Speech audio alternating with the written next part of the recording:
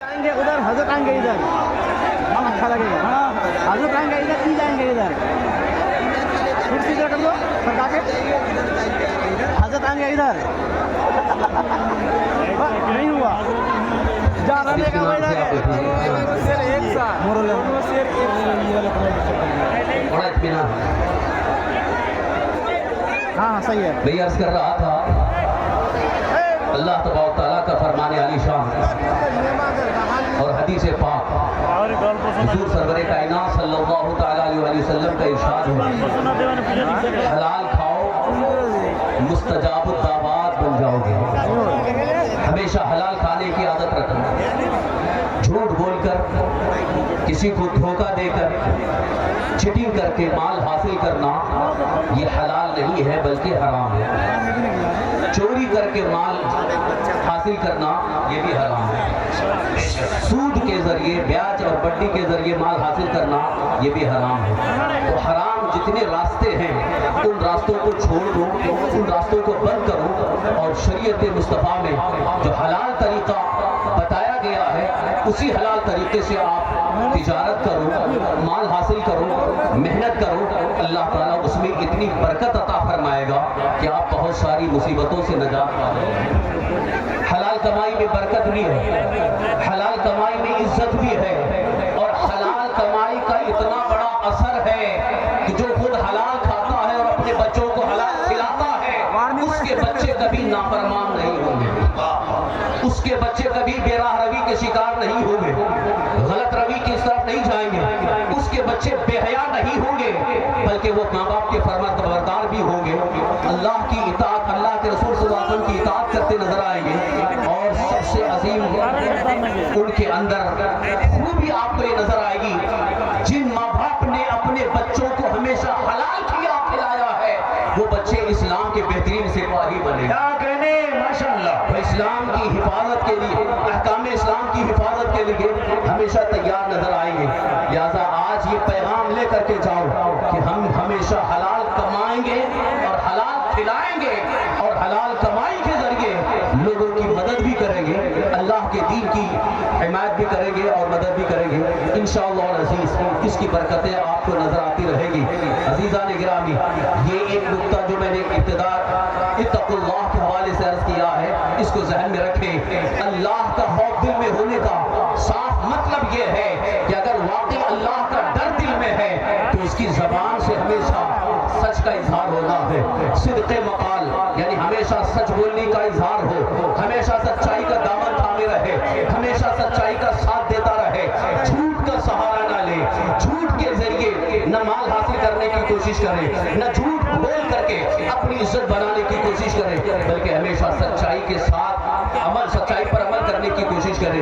और साथ ही साथ अक्ल हलाल, ये भी खौफ खुदा की सबसे अजीम निशानी है। जिसके दिल में अल्लाह का खौफ होता है वो कभी हराम खाने के लिए तैयार नहीं होता है।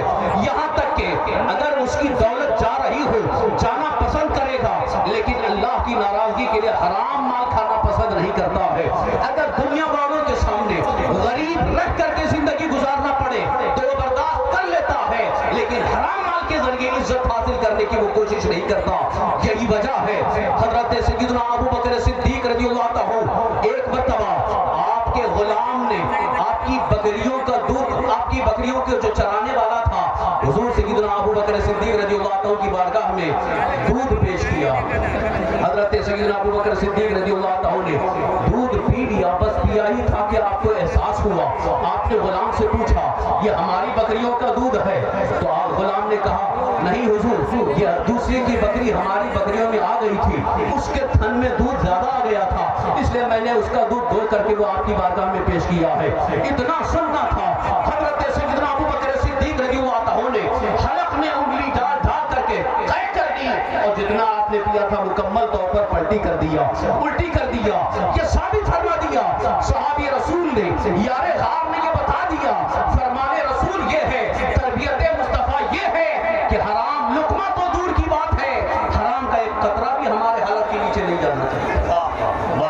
कोशिश करो हराम लुकमा भी ना जाए, हराम खाना ना हो, हराम पीना भी ना हो। और इसी ज़िम्न में ये भी मैं कहता जा रहा हूँ कि आज हमारी कौम के बहुत सारे नौजवानों का हाल ये नशा की तरफ बड़ी तेजी के साथ बढ़े, नशा करने लगे। ये भी तो हराम है। जो नशा कर रहा है हो सकता हो खाली धुआं ले रहा हो या कुछ खा रहा हो। ये हराम चीजों से बचने की आदत डालो, चाहे नशा हो या खाने वाली चीज हो या किसी बदमज़हब का ज़बीहा हो, जिसको भी शरीयत मुस्तफा में हराम कहा गया है उससे बचने की कोशिश करो। यकीनन तुम्हारी सेहत अच्छी हो जाएगी, तुम्हें तंदुरुस्ती हासिल हो जाएगी और ताकत और तवानाई भी हासिल होगी। और सबसे बड़ा फायदा यह होगा कि दुनिया वालों की नजरों में कभी बेइज्जत नहीं हो सकते, बल्कि अल्लाह ताला तुम्हें इज्जत और सरफराजी अता फरमाएगा। अरे भाई आप क्यों ऐसे कर रहे हैं? रहने दो, ये उलमा है। अबू हयात आपसे मैं गुजारिश कर रहा हूँ, उलमा है, बैठने दीजिए। पीछे करिए, पीछे आप नहीं तो रहे ना, पीछे ठीक रहे, आप क्यों इतना जबरदस्ती कर रहे हैं? बैठो। अबू हयात बुलाए। अरे भाई आप ही के लिए आए हैं, जब खिताब होगा तो देख लीजिएगा। इतनी भी जल्दी क्या है? अभी बैठे हैं तो अफरा तफरी क्यों कर रहे हैं? जलसा चलने दीजिए भाई, थोड़ा सब्र कीजिए। आपके लिए आएंगे, हजरत का दीदार भी कीजिएगा घंटों, बस खामोश थोड़ा सा रहें, प्रोग्राम चलने दें। बस 10 मिनट के लिए और खास गुफ्तगू इख्तिताम की तरफ ला रहा हूँ। आप बड़ी तवज्जो के साथ सुनने और तवज्जो के साथ सुने, लेकिन इस नीयत के साथ कि अमल की कोशिश करेंगे इंशाअल्लाह। आज से ये अहद करके जाएं कि अब हम कभी हराम नहीं खाएंगे। ये वादा करके जाओ कि अब आइंदा कभी हराम न लुक़मा खाएंगे, न कोई हराम चीज़ अपनाएंगे, न कोई हराम चीज़ इस्तेमाल करेंगे, बल्कि हमेशा हलाल खाएं और हलाल चीज़ें इस्तेमाल करने की कोशिश करें। और खौफ ज़ुल जलाल यानी अल्लाह का खौफ दिल में अगर है, यकीनन उसी खौफ की बरकत से आपकी इबादत सही हो जाएगी, नमाज़ें पाबंदी के साथ पढ़ने की आदत पैदा हो जाएगी। आज जो उलमा बार बार कहते हैं नमाज पढ़ो, नमाज पढ़ो, आपको नमाज की दावत दी जाती है, नमाज के लिए बुलाया जाता है। मुअज्जिन मस्जिद से 5 मरतबा हय्या अलल फलाह, हय्या अलल फलाह कह करके आपको बुला रहा है और नमाज की तरफ, उसके बावजूद नमाज के लिए जाने के लिए तैयार नहीं है। उसकी वजह क्या है, क्यों नहीं जा रहे हैं? सबसे बड़ी वजह यह है कि दिल में अल्लाह का खौफ नहीं है, अल्लाह का डर नहीं है।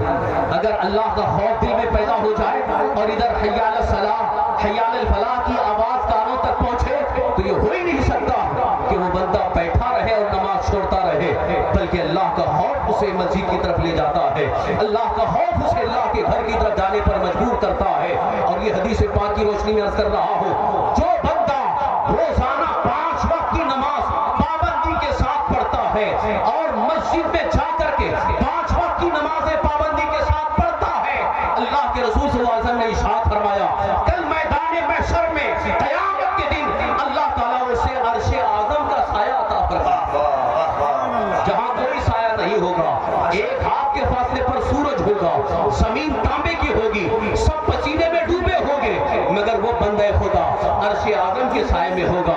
लिहाजा मुसलमानों, जरा इस बात के लिए भी हमेशा के लिए तैयार हो जाओ, नमाजों में गफलत न करो, सुस्ती न करो।